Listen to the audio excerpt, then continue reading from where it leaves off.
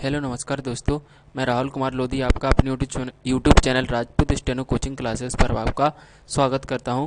पिछली वीडियोज़ में मैं आपको मंदाकिनी के बारे में पढ़ा चुका था, जिसमें मैंने आपको मंदाकिनी के से रिलेटेड इम्पोर्टेंट फैक्ट्स बताए थे, जिसमें मैंने आपको बताया था कि मंदाकिनी क्या होती है, अर्थात आकाशगंगा जो जिसका सूर्य चक्कर लगाता है उसे हम क्या कहते हैं, मंदाकिनी कहते हैं। तो यहाँ तक हम आपको कंप्लीट्स करा चुके थे।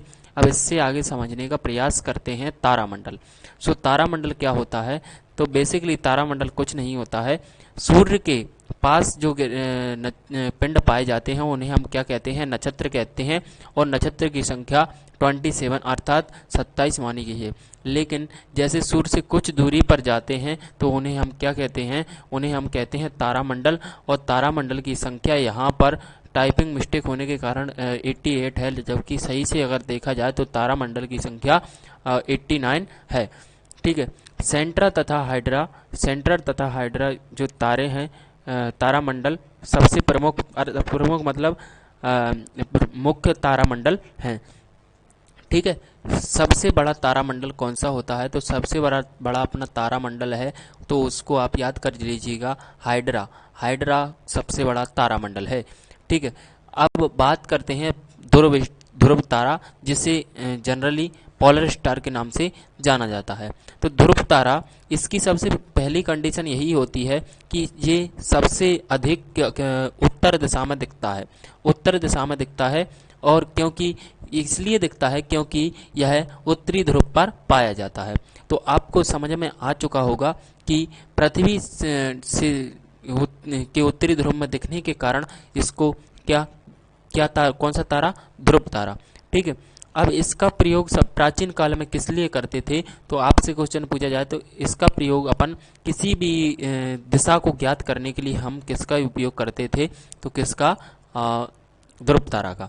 अब आगे बात करते हैं साइरस। साइरस भी एक प्रकार का तारा है। यह सबसे चमकीला तारा है। इसे ओरियन के माध्यम से खोजा जाता है। देखो, ओरियन को हम हंटर तारा भी कहते हैं, अर्थात शिकारी तारा भी कहते हैं। तो यह शिकारी की तरह, देखो, सबसे चमकीला तारा होता है, इसे ओरियन के माध्यम से खोजा जाता है। तो हंटर तारा, हटर नहीं, इसको हंटर तारामंडल बोला जाता है। ओरियन यह शिकारी की तरह दिखता है। इसे मृग भी कहते हैं। मृग, इसके बीच में तारों की संख्या अधिक होती है, जिसके दक्षिण पश्चिम में साइरस तारा होता है। तो देखो, दक्षिण पश्चिम क्या होता है? ये तो हो गया अपना,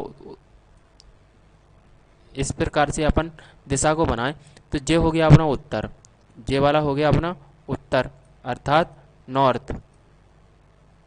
ठीक है।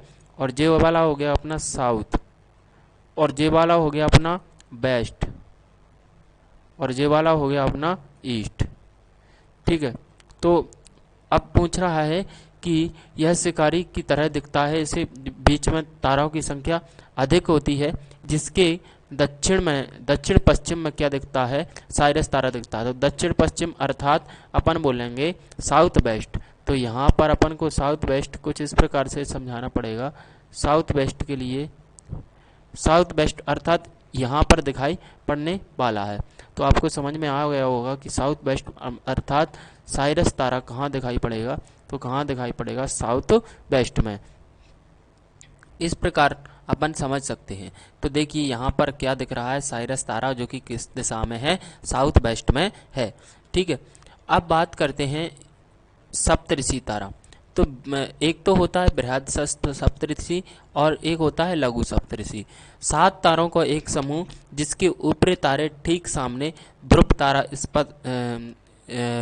तारा अवस्थित होता है।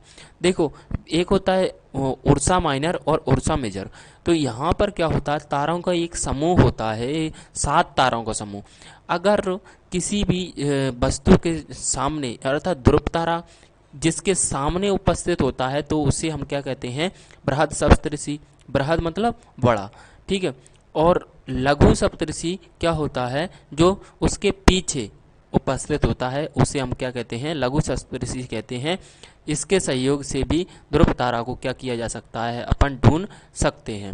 तो इस प्रकार से आपको समझ में आया। जैसे देखो, यहाँ पर अगर बात की जाए तो ये तो अपना क्या है, बृहत सप्तऋषि, और ये है अपना कौन सा तारा, ध्रुव तारा, ध्रुव तारा। अब देखिए यहाँ पर तो इसके आगे जो दिखाई पड़ेगा वो क्या क्या होगा, ध्रुव तारा, और लघु सप्तऋषि के कहाँ दिखाई पड़ता है, पीछे। ठीक है, तो इस प्रकार से अपन इस टॉपिक को कंप्लीट कर चुके हैं। आई होप आपको यहाँ तक समझ में आया हो। मिलता हूँ नेक्स्ट क्लास में, तब तक के लिए धन्यवाद। Thanks for watching this video. मिलते हैं अगली क्लास में, धन्यवाद।